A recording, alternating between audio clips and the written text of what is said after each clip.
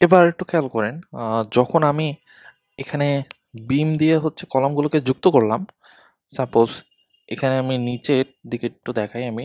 এখানে এই যে একটা বিম দেয়া, আরেকটা বিম হচ্ছে এই যে এই বরাবর দেয়া।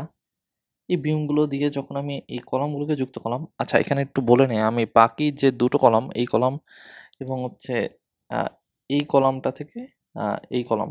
এই যে ২ টো কলাম, এই ২ টো কলামে আমি হচ্ছে কোনো বিম দিতে পারিনি। কারণ হচ্ছে আমার কাছে স্টিকগুলো শেষ হয়ে গিয়েছিল। সো আমি হচ্ছে কলমের স্টিক ইউজ করি। সো স্টিকগুলো শেষ হয়ে গেছে। যার জন্য আমি জাস্ট আপনাদেরকে বোঝানোর জন্য এটা দেখাইছি। সো দেখেন এবার একটু যখন আমি হচ্ছে আ স্টিক দিয়ে হচ্ছে একটু স্ট্রাকচার মানে ফ্রেমটা তৈরি করলাম। এবার আমি যদি এখানে একটা ফ্যানও ছেড়ে দেই, তাহলেও হচ্ছে এই স্ট্রাকচারটা কিন্তু অনেক ফার্স্ট অফ অল হচ্ছে ওয়েট বহন করতে পারবে এবং এটার যে স্ট্যাবিলিটি সেটা কিন্তু অনেক বেড়ে যাবে। সাপোজ আমি আপনাদেরকে একটু দেখাই। এই যে দেখেন আমি হচ্ছে ওই যে ওখানে ফ্যানটা ছেড়ে দিয়েছি। তো এবার দেখেন স্ট্রাকচারটা কিন্তু অনেক ভালো দুলতেছে। আচ্ছা এখানে একটু খেয়াল করেন যে স্ট্রাকচারটা কোন সাইড থেকে দুলতেছে। সো নরমালি ফ্যানটার বাতাসটা আসতেছে ওই দিক থেকে। সো ওই দিক থেকে এসে আমার বিম দেয়া হচ্ছে এই কলামে এবং হচ্ছে এই কলামে। সো এই দুটো কলামে ফার্স্ট অফ অল বাতাসের ধাক্কাটা লাগতেছে। বাট এই দুটো কলাম কিন্তু অনেক স্টেবল অবস্থায় আছে। এবং এই দুটো কলামের তুলনায় কম্পারেটিভলি এই যে কলামটা, এই পোরশনটা, এই পোরশনে হচ্ছে আমার কোনো বিম দেয়া নাই। এই কলাম এবং এই কলামে আমি কোনো বিম দেই নাই। সো এই কলামটা কিন্তু ভালোই স্ট্রাগল করতেছে এবং এটা কিন্তু অনেক আনস্টেবল।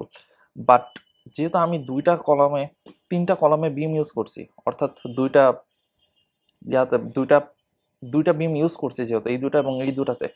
সো সেজন্য এখনো এটা স্টেবল অবস্থায় আছে। বাট আমি যদি কোনো বিম ইউজ না করতাম তাহলে এটা এতক্ষণ স্টেবল অবস্থায় থাকতোই না। যেহেতু আমি এই দুটোতে বিম ইউজ করতে পারি নাই, সেজন্য এই দুটো খুবই স্ট্রাগল করতেছে এবং আনস্টেবল অবস্থায় আছে।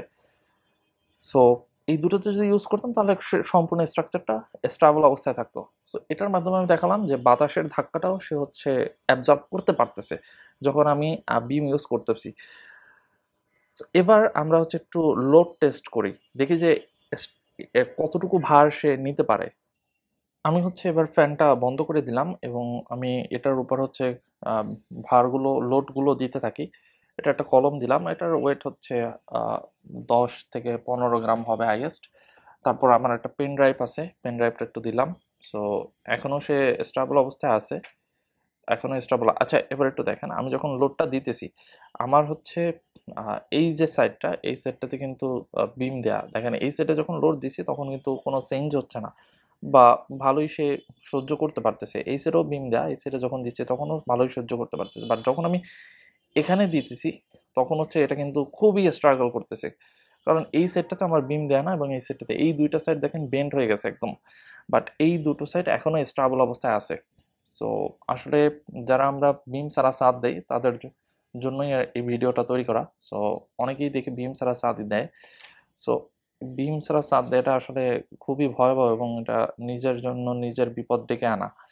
বাই দ্য ওয়ে, ভিডিওটা ভালো লাগলে অবশ্যই শেয়ার করবেন এবং লাইক সাবস্ক্রাইব করে রাখবেন। দেখা হবে পরবর্তী কোনো ভিডিওতে। সে পর্যন্ত আমার জন্য দোয়া করবেন। আপনাদের জন্য শুভকামনা।